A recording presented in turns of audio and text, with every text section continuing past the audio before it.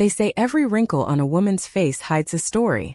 Mine hide wars of love, loss, and forgiveness. I'm Nana Rose, and today I'll tell you about the letters I never sent, the ones that changed my life forever.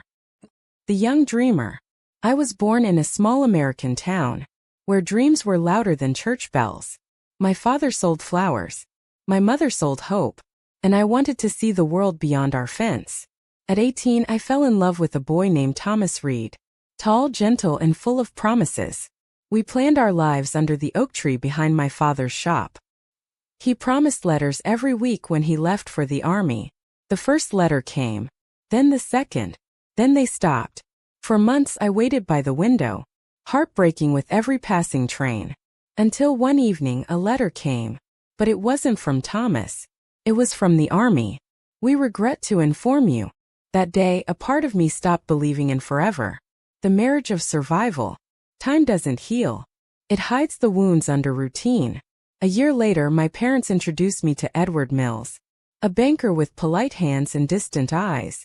I didn't love him, but I married him, because in those days, women were taught that peace was better than passion. We built a house full of silence.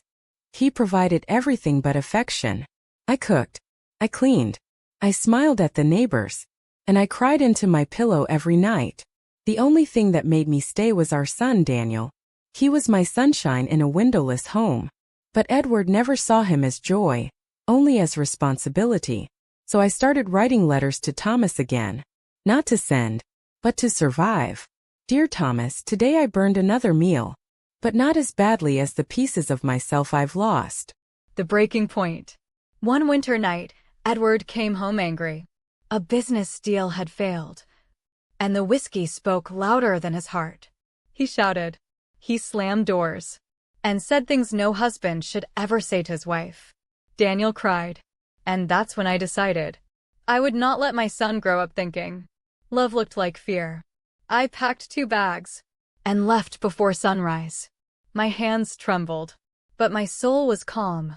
Found work as a librarian in another town, reading stories to children who reminded me of Daniel. I wrote him letters every week. He never replied. Edward had taken him away from me. The return of the sun. 20 years passed. My hair turned silver. My heart turned quiet. Then one day, a knock at the door. A man stood there. Eyes like Edward. Smile like mine. Are you Nana Rose? He asked softly. No, I whispered through tears. I'm your mother. Daniel had grown up believing I'd abandoned him. He had read only one side of the story, Edward's. But now, with trembling hands, I showed him the box. A box full of letters I never sent. Hundreds of them. Each one a piece of my heart. Proof that love had never stopped. It had only waited. He read for hours. Then he hugged me, saying, Mom, I finally know who you are. The final letter. Life gave me many scars. But Daniel's hug healed the oldest one. We became family again. Slowly, carefully. He had children, my grandchildren. And they began calling me Nana Rose. Now, every Sunday I sit in my garden, writing letters to those who need hope. Sometimes to strangers. Sometimes to myself. And this is the last letter I'll write. Dear Thomas, I kept your memory alive all my life. And in the end, it helped me find myself again. Dear Edward, I forgive you, because my son deserves peace. Dear Daniel, thank you for coming home. And dear listener, if you're holding pain inside, write it down. Don't let it rot in your soul. Every wound deserves a voice. This was my story. I'm Nana Rose, and I hope my letters remind you that healing is never too late. Rose. If my story touched your heart, please subscribe to Nana Rose Stories. Share this with someone who needs a little light today. I'll see you again for another tale that blooms with a lesson.